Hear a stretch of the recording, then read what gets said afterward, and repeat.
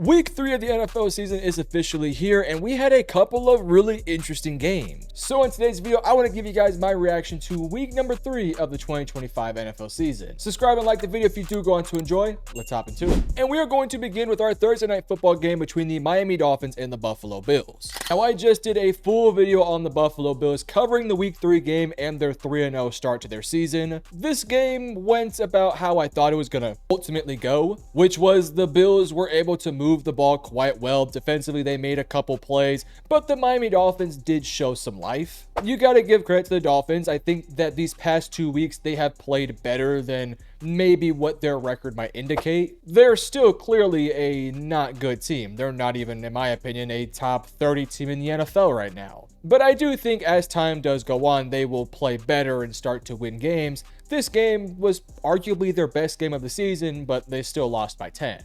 Tua threw a late pick that kind of sold the game. Josh Allen made enough plays. This was a nice game all around from the Buffalo Bills. This Bills team defensively is still a work in progress. They have a ton of guys suspended or just not playing right now. Once they get those guys back and more in the fold, this defense should really take a nice step forward. You pair that with an offense that I think is really good, and this Bills team is honestly probably the best team in the NFL, or at least one of. As for Miami, it's looking like this year's already in the dump. You're 0-3. Not much you can do for the rest of the year at this point, because at this point, you're not going to win the division. The rest of the AFC is pretty good. A wild card spot seems pretty tough to get to. It feels like if there's ever a time to have a bad season, this could be the time for the Miami Dolphins to not necessarily tank, but not actually try to go for a playoff spot. A bad year with the top 10 pick could make this season worthwhile. Moving over to the beatdown that was the Minnesota Vikings versus the Cincinnati Bengals. This was a good old-fashioned beatdown.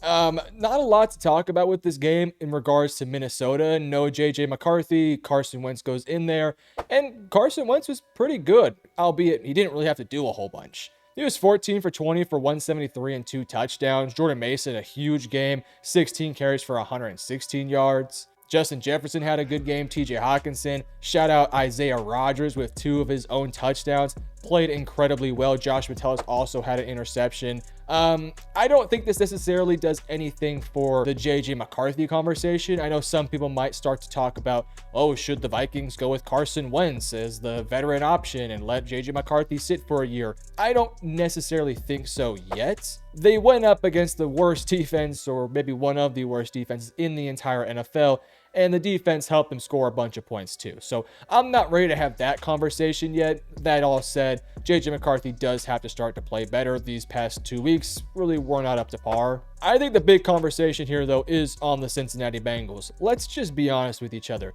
Their season's done. It is over. If you guys watched my watch along, we talked about this subject. And if you guys watched my reaction after the Joe Burrow injury, you guys know that I have said the same thing. This season is done for the Cincinnati Bengals. Yes, they were 2-0 and now 2-1. They're still over 500. And no, the season's not technically over for them.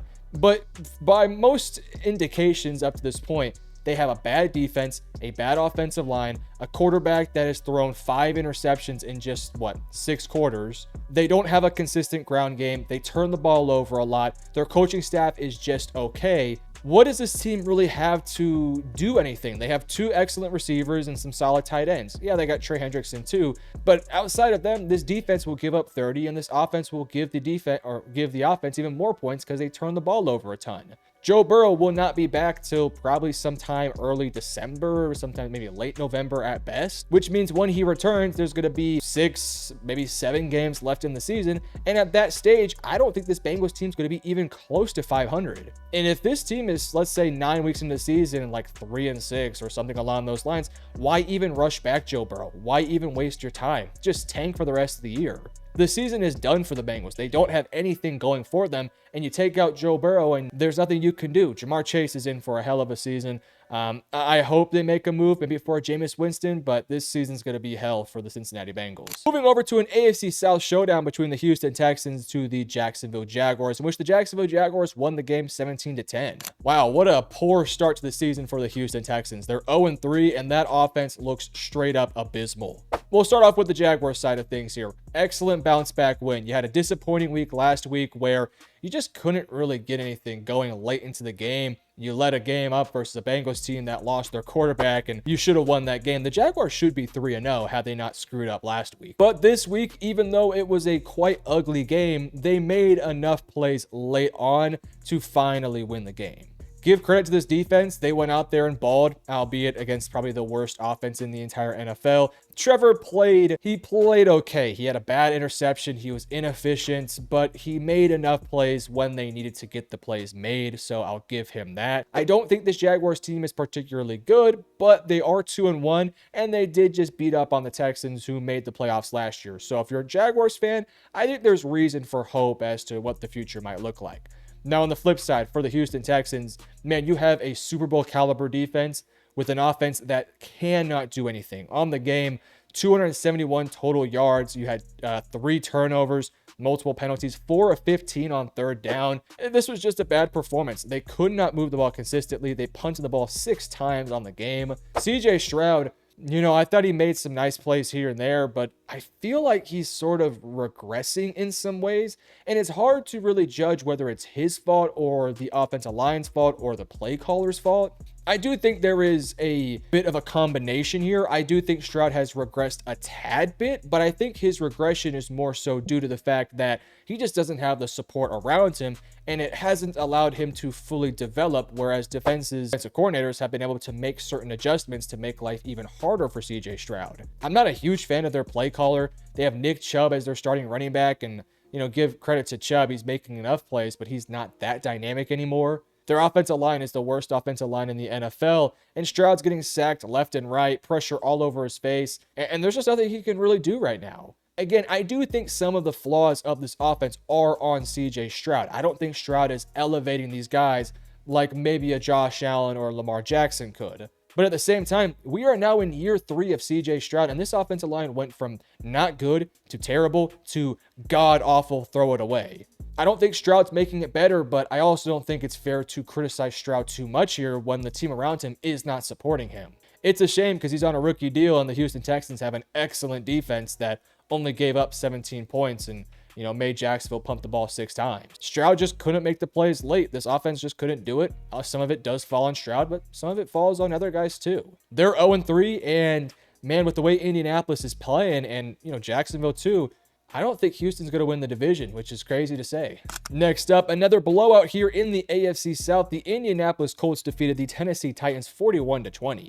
I think it's fair to say that Daniel Jones is a good quarterback. All the conversations about, it was just 1 week, and then, it was just 2 weeks, and 3 weeks in a row, and you got to call a spade a spade. Daniel Jones is a good quarterback, which is a wild thing to say. I was talking about it in the live stream.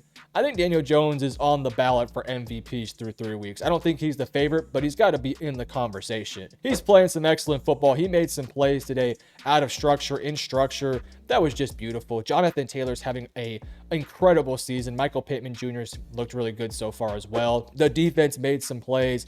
They look really good, this Colts team. They look like the best team in the AFC South, and they look like they're going to cruise to a division win. It is still early. Let's wait and see. But they have looked really impressive so far this year. Now, on the flip side for Tennessee, a little bit of a disappointing performance here from this roster. I liked the way they fought throughout the game, but they went down big after the first half. They was 20-6. Then they let up some points in the third quarter. I liked the fact they kept going at it, though, and I like how Cam Ward performed throughout the game, minus the interception and a couple plays here and there. The interception was just a late read. He tried to check it down. Pick 6, that sort of thing does happen to a young quarterback. He just doesn't really have the support around him offensively nor defensively. I still don't really believe in this coaching staff either, so hopefully Cam Ward gets more help in the future. I thought he played fine outside of the interception. For the Colts though, they look legit. They look good on both sides of the football. And as long as Daniel Jones keeps playing up to this level, man, this team's going to be really, really scary. Next up, let's talk about Marcus Mariota and the Washington Commanders beating up on the Las Vegas Raiders 41-24. This was unexpected for me. I had the Raiders pretty high in my power rankings, not like inside the top 15, but they were somewhere in that 15-20 range. And they've almost fallen apart since that week 1 game. Whereas the Washington Commanders, what a bounce back performance for them. No Jaden Daniels in this game. You're going up against a competent roster in Las Vegas that has a competent quarterback. He's not playing particularly great, but Marcus Mariota went out there and he did his job. 15 of 21 for 207 yards and 1 touchdown. They also ran the ball effectively. They had multiple big plays. They had a special teams play as well. Terry McLaurin had some nice plays. Luke McCaffrey had a nice touchdown. Defensively, they were all over Geno Smith, forcing 3 of 14 on 3rd down, making them go for on 4th down. A lot of penalties. They sacked him 5 times. I liked what I saw from this defense. This was an excellent performance. Now, when you look at the Raiders side of things here, the offensive line stinks. They're a lot worse than even I thought they were. I came into the season talking about, oh man, Geno Smith, Ashton Jeanty, a good offensive line, and some receivers with Brock Bowers. And I couldn't have been further from wrong there. This offensive line straight up stinks. They can't pass protect. They can't run block. Jeanty had a okay game, 17 for 63, no touchdowns, but I mean, you draft Ashton Jeanty to be your big playmaker, the guy that can keep you balanced on offense, but you can't run the football, so you're a very unbalanced team. Geno made some plays, but a lot of his production was a little bit later. He was 19 for 29 for 289 and 3 touchdowns. It wasn't a terrible performance from him. He just didn't really have a lot of opportunities, a lot of sacks, a lot of pressure. He had to throw the ball away a couple times.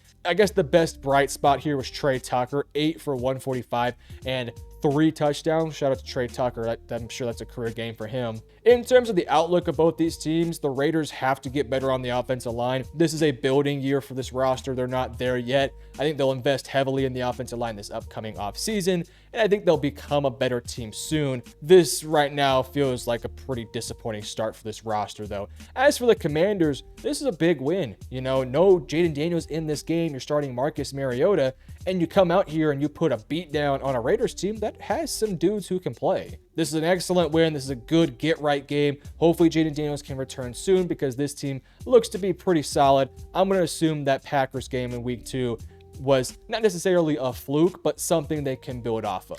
Moving over to the LA Rams versus the Philadelphia Eagles, where the Eagles come from behind to win the game. So the final score does say 33-26, but they did score a touchdown off the field goal. It was more, I think it was 27-26 after that, so it was a really tight game here. And to me, this is just a missed opportunity for the LA Rams. You had a huge lead. It was 19-7 at one point. I think it was 26-7 at one point too. And then they just sort of fell apart on both sides of the field. On defense, they were doing so well of keeping everything in front of them, making it hard for Saquon to get going, stopping the passing game.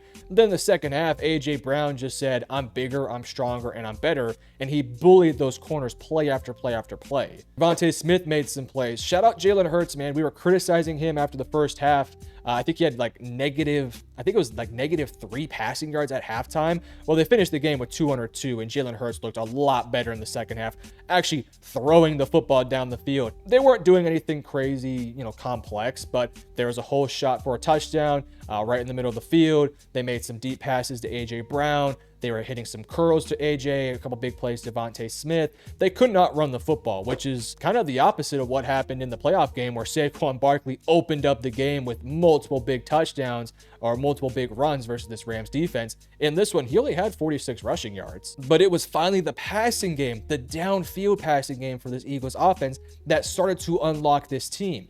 And so hopefully in the future, this starts to unlock something for Philadelphia, because these past few weeks, it's felt like they've been very conservative. And to make an analogy to a basketball game, it looked like they could not, hit the 3-point shot. They could make the layups, they could hit a free throw, but they couldn't make the 3-point shot. It looked like today they were able to get that 3-point shot going. Again, for the Rams, a huge wasted opportunity here. They had a chance to blow the game open, but they had to settle for field goals. And then late in the game, they had chances to go down and drive to retake the lead or retake momentum, but they could not do so. And then late in the game, you get a chance to go down and make a game-winning field goal, but you get blocked on the play. These are missed opportunities versus a really good team that you can just simply not have to afford. It happened in this game, though. Philly gets the win. Philly, in my opinion, looks better this week. This looked like the Philadelphia team that could really make some damage in the playoffs. Heading into this game, and especially after the first half, I was saying, man, this Eagles team, I'm just not buying into them. I don't buy into Jalen Hurts and his passing attack. After this week, though, and after that second half performance, I can see it now. I can see where this team is going. They have some things to figure out still. They're not a perfect roster. They had some injuries this week. Let's see if they can get healthy, and let's see if they can build off of this with A.J. Brown and Devontae Smith and Jalen Hurts. All in all, a very positive game, though, for the Philadelphia Eagles. Next up, let's talk about maybe the surprise of the week, the Carolina Panthers blowing out the Atlanta Falcons 30-0. Well, for sure, this is definitely one of the biggest surprises of the week. I mean, look, I don't think anyone had on their bingo card the Carolina Panthers 30-piece in the Falcons and giving up 0 points. This was a game that I said has a trap game feeling to it. The Falcons are coming off an impressive win. Carolina, they played better in the fourth quarter, but they had some question marks there. But I called this game a trap game, and boy, did the Falcons fall for it. This Falcons team just came out there flat. They could not pass the ball. They were okay at running the football. The offensive line was just okay throughout the game. They just couldn't get anything going.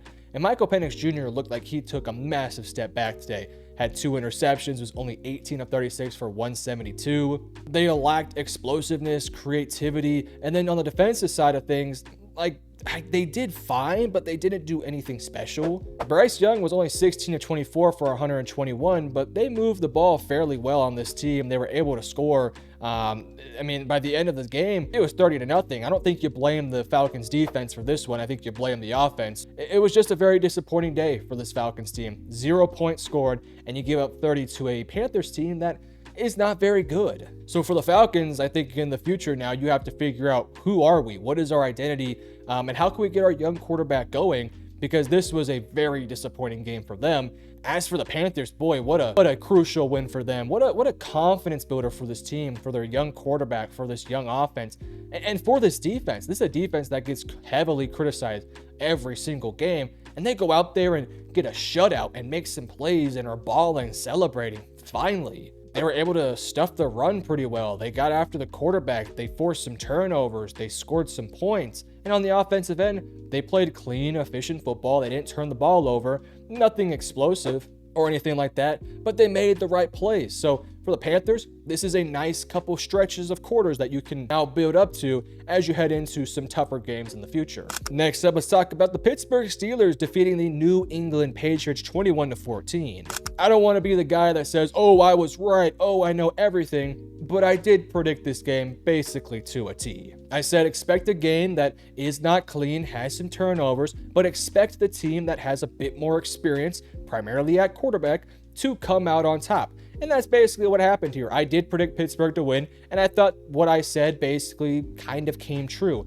Turnovers took a massive toll on this game. Patriots with 4 fumbles lost and an interception. You simply cannot have that. They were okay throughout most of the game. They actually moved the ball better than Pittsburgh, but they had some bad turnovers that allowed Pittsburgh to have some shorter fields or, just hold on to that ball a little bit longer and slowly drain the life out of the clock. When you actually look at the numbers, Pittsburgh only had 203 total yards to the Patriots 369. They outpassed them. They outran them. They were better on third down, 6 for 13. They were 4 or 5 on fourth down. They ran, I think, 30 or 20 extra plays than the opposing team. But Drake May got sacked 5 times. A constant pressure was on him. TJ Watt looked like he took this game quite personal here. You also had a couple penalties on both sides, but the turnovers were the story of the game here. 5 turnovers for New England compared to only 1 for Aaron Rodgers and the Pittsburgh Steelers.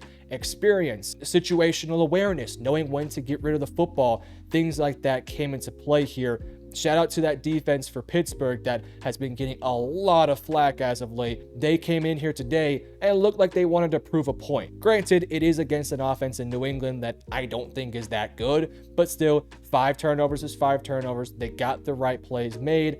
I still don't think the Steelers team is that good. I think they're a fine team that could find a way to win 9 games, but I don't see them doing a whole lot of anything if they were to make the playoffs. They have time to prove me wrong, but through 3 weeks, haven't been terribly impressed. As for the Patriots, again, this is more development. This is more growth. This is good experience stuff for Drake May to understand, to say, hey, I can now look at the Steelers game and know, hey, I need to throw the football away here, or let me not try and make this risky pass. Let me make the safe play, because there was a number of times today where you could see the inexperience of this Patriots team, not understanding the moment, not understanding the situation, or just making some bad plays here and there. Also give credit to Pittsburgh for making those plays. So ultimately, experience won this game for Pittsburgh. let's see how much longer that experience can pay off for them. Then we get to what is actually probably the surprise of the week. The Green Bay Packers lose to the Cleveland Browns 13-10. The score was 10-0 with, I want to say, like 3 minutes left in the game, and things just unraveled for the Green Bay Packers. They could not run the football. Jordan Love had a brutal interception that you simply put cannot have in that moment, and a blocked field goal. Cleveland gets the ball. I mean, everything that could have went wrong for Green Bay went wrong, and for Cleveland, everything that could have went right went right. I don't really know how to feel about this game on either side, because if I'm Cleveland, we played a abysmal, ugly, brand of football, 4 of 13 on third down. You threw an interception, 8 penalties for 90 yards. You punted the ball 6 times. Just was sort of an ugly game, only 15 first downs with 221 total yards. A pretty ugly game all around, but you won the game despite playing let's be honest, a bad brand of football. But on the Packers side of things, you had like a few drives that went your way, but 14 penalties, 5 sacks allowed, 5 punts, and an interception as well, the critical one. This was a bad performance. Now, to be fair, this Packers offensive line dealt with some injuries. They're still going through it right now, so I want to be fair to them in that regard. But man, this Browns defense was all over them the entire game, putting pressure all over Jordan Love. And I thought at times Jordan Love just didn't really play all that great. Nobody was really consistently winning downfield like they have been in weeks 1 and 2. And Josh Jacobs was just not able to move the football. The offensive line for Green Bay struggled big time in this game. Whereas for Cleveland, they just kind of hanged around the rim there for a while. It was 3-0 at halftime. Once it was 10-0, I thought, oh, that's game. But Cleveland just stuck around. I think the question for me now with this Cleveland team is, when do you go to Dylan Gabriel? Joe Flacco's just not a good quarterback. He simply put is not. Is he a abysmal, bad, risky quarterback sometimes like Jameis can be? No, but I just feel like Dylan Gabriel gives you another safe option that might give you a little bit of a bigger ceiling. I know it's still early in the year, but Flacco has looked bad, and you're starting to see this Browns team figure some things out. Quinshaw Judkins looks like a really good running back. This defense looks competent this year. They look actually pretty sharp. And they have a couple weapons in the tight end room and in the receiving core that are making some plays. So I don't know. I feel like eventually you got to throw Dylan Gabriel out there, because this Browns team is honestly outplaying most of their competition right now. That includes Baltimore, which I know the final score indicates otherwise, but the Browns had more total yards. And in this one, they also, for the most part, outplayed Green Bay in a lot of different ways. So this is a bad loss for Green Bay. I don't think Green Bay sucks all of a sudden. I think they'll be fine. They're going to blow up the hell out of Dallas, because Dallas stinks right now defensively. So they're going to score a lot of points to get back on track. But for Cleveland, pretty sick win in my opinion. Next up, a surprisingly fun late in the shot clock type of game here. Tampa Bay beats the New York Jets 29-27. It felt like we were going to be in for another blowout this week. In fact, we kind of were, until all of a sudden Tyrod Taylor woke up and the Bucs fell asleep and they made some mistakes. And then slowly but surely in that fourth quarter, you saw the Jets make a bit of a comeback. And at one point, they took the lead in the game. Now, fortunately for the Buccaneers, they had enough juice late in the game, making some plays to Emeka Egbuka, who, by the way, I'm so blown away with him. He looks like a 7-year veteran in the NFL. He looks like a superstar. But the Bucs fell asleep at the wheel, allowed New York to come back and almost win the game. They're fortunate they made the kick, because had they lost this game, that would have been a really ugly loss.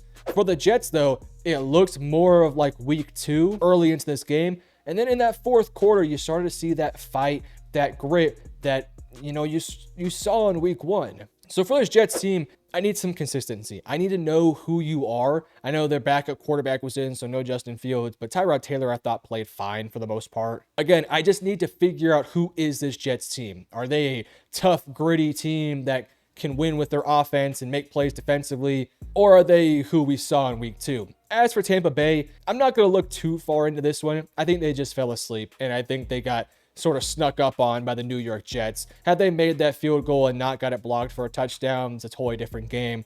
But again, you just don't want to see it. So I don't really take too much from this, but Tampa Bay does win.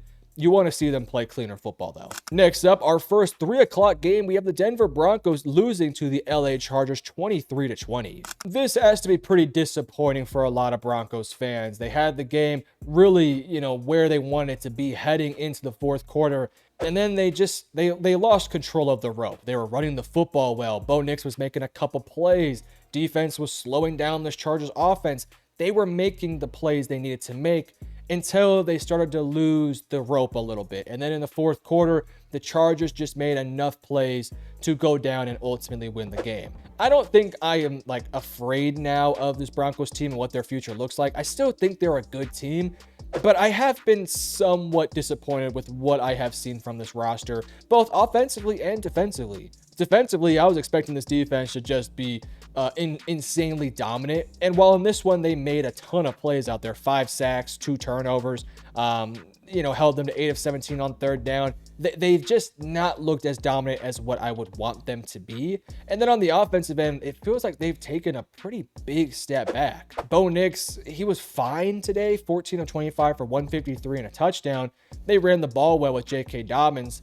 It just feels like something's missing here. Maybe it's the downfield vertical game. Maybe it's just some easy completions to get Bo Nix some easy yards and get some first downs. It feels like a lot for this Broncos offense is quite difficult, but occasionally they'll have a drive that makes you go, that's the Broncos team that I'm going to want to see. Then on the next drive, it's a 3-and-out punt, or then in the next drive, it's Bo Nix overthrowing a wide open potential touchdown. It's just not been clicking all the way for Denver right now. So they're 1-2. Season is far from over, but man, it would have been nice for them to win this game. As for the Chargers side of things here, this one was not pretty for a lot of it. Some mistakes, some turnovers, Justin Herbert with a pick, sort of some inefficiencies running the ball here, and it took the offense a little bit to get going. But they're playing at a very high level right now. They've beat 3 straight AFC West opponents. They're now 3-0 within the division. They're now by far the favorites to win the division, at least through 3 weeks. Quentin Johnston, like, the development of this guy has been awesome. 6 for 89. He's making a ton of plays. He looks like their wide receiver 1, ironically. Keenan Allen made some critical catches. Ladd McConkey made some plays too. This Chargers team has to figure out their offensive line. There is some injuries, to be fair, but they have to figure that unit out because that's where they're going to live and die by. And defensively, they played well. I would have liked to have seen them play a little bit cleaner. Inefficiency on third down hurt them this week. Again, some sacks, the offensive line, 5 punts, turnovers. Clean that stuff up, and I do think the Chargers will win a lot of games this year. They look pretty dang good. Next up, we have the Seattle Seahawks, 44-piece, and the New Orleans Saints, 44-13. I'll keep this one pretty brief and short because it was a pretty ugly game for Saints fans. I mean, by the end of the first quarter, it was 21-0. By halftime, it was 38-6 or something along those lines, and my math is mathing. Just a rough game out here for this team. They played poor on defense. They played poor on offense. On the day, only 284 total yards. They had a turnover, 11 penalties, 5 of 15 on third down, 0 for 2 on fourth down. Just a ugly game for the Saints team. I'll give them some credit. They were able to put some drives together at some point, and they held the Seahawks to only 6 points in the second half, but by the third quarter, the game was done. For Seattle, not a lot to take away from this game. You were so unbelievably dominant. Sam Darnold, 14 of 18 for 218 and 2 touchdowns. Kenneth Walker, 16 of 38, 2 touchdowns. Maybe you want a bit more efficiency in the ground game. They made a ton of plays defensively. They made plays all across the field. You made plays in special teams. You made plays on the offense. I mean, it was just a complete dominant game from the Seahawks team. And if this is the way the Seahawks are going to play in the future against bad opponents, they're going to win a lot of games. I'm not sure how to feel about this one, to be honest with you, because the Seahawks bullied a really bad opponent in New Orleans. For New Orleans, it was very disappointing to see you go from the super competitive team in 2 weeks to getting 21-piece in the first quarter and the game was done. I thought Rattler was okay. I don't think there was anything he could have done to get the team back in the game here. They have to be better defensively. They have to be better on special teams. They were not in this game. So Seattle took advantage and they won the game. 12th man went crazy per usual. Shout out to Seattle. Big win. I don't think Seattle all of a sudden jumps up into my top 10 in my power rankings, but they're certainly knocking at the door. Next up, the Chicago Bears with the 31-14 victory over the Dallas Cowboys. Now, I'm going to keep it $150. I'm a Cowboys fan, so I'm a little bit salty right now. I did pick the Dallas Cowboys to win this game, but man, I was wrong. Just this Bears team, they were so explosive out there. Occasionally, they couldn't hit the layups, which was quite frustrating for Bears fans because there'd be times where they'd do this crazy trick play, 80-yard touchdown, 50-yard gain, and then Caleb Williams would miss a wide open curl or a wide open check down. I mean, it was just inconsistent for them, but they ran the ball with some efficiency today, multiple big play touchdowns throughout the game, and they cruised to a victory. Defensively, they played better, albeit I thought Dallas moved the ball fairly well throughout most of the game. They had 2 turnovers in plus territory. Both drives were looking very promising. Dak threw an interception on 4th and goal. Javonte Williams had a turnover, a fumble. Great play by Tyreek Stevenson. Dallas did lose CeeDee Lamb in this game. I got a lot of thoughts on this Cowboys team, primarily on the defensive side of things. This Cowboys defense sucks. Now, I want to be fair. No Deron Bland, no DeMarvin Overshown. They're missing some guys here. But even with these guys potentially being on the roster, this defense straight up stinks. From a schematic perspective to a personnel perspective, it sucks. The amount of times that we have seen these past 2 weeks, somebody just running wide open down in the secondary has been insane. And I could understand it if it was just against some Ben Johnson trickery, but it was like random plays too. Like Trevon Diggs fell on the ground and Rome Odunze had a wide open touchdown. There was trick plays where there were dudes just running wide open. There was a Caleb Williams touchdown where DJ Moore was in the center of the end zone with nobody within 5 to 10 yards of his vicinity. They have no pass rushers. They're okay at stuffing the run now, but they don't have any pass rush. Linebackers are just mid, and this secondary straight up is god awful. On the offensive end, Dak was pretty good. He did have the bad interception, but Dak was dicing up with or without CeeDee Lamb. He was cooking through most of the game. The run game still looked good. It just happened to be that by the time they got into halftime, the Bears offense was in such a rhythm with these big explosive plays that if Dallas had a 3 and out, it was GG's. They couldn't do anything about it because they knew the defense was going to give up points. This Cowboys team is going to be a team that lives and dies by creating turnovers defensively and having their offense score 40 points a game. But in games where the defense can't get a turnover and the offense maybe has 3 punts, they're going to lose the game. It's just a unrealistic bar for Dallas to meet. Dallas will beat some bad teams, but when they go up against a competent offense, they will lose. And let's be honest, this Bears offense is not that good, but they gave up 31 points to them and had guys running wide open down the field.